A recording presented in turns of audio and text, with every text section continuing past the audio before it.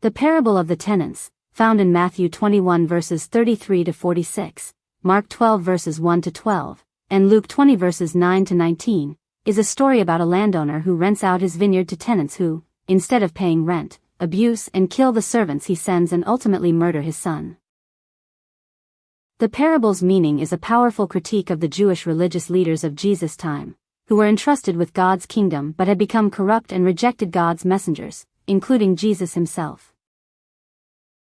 Here's a breakdown of the symbolism. Landowner represents God.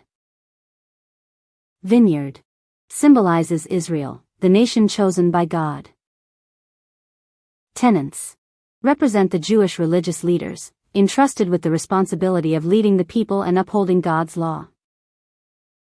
Servants symbolize the prophets sent by God to call Israel back to faithfulness.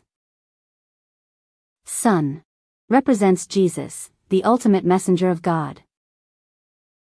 The parable's message is a warning that because the tenants, religious leaders, rejected God's authority and killed his son, Jesus, the vineyard, God's kingdom, would be taken from them and given to others.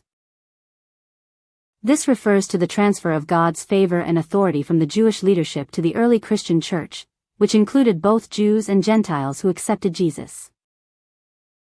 The parable also highlights God's patience and persistent pursuit.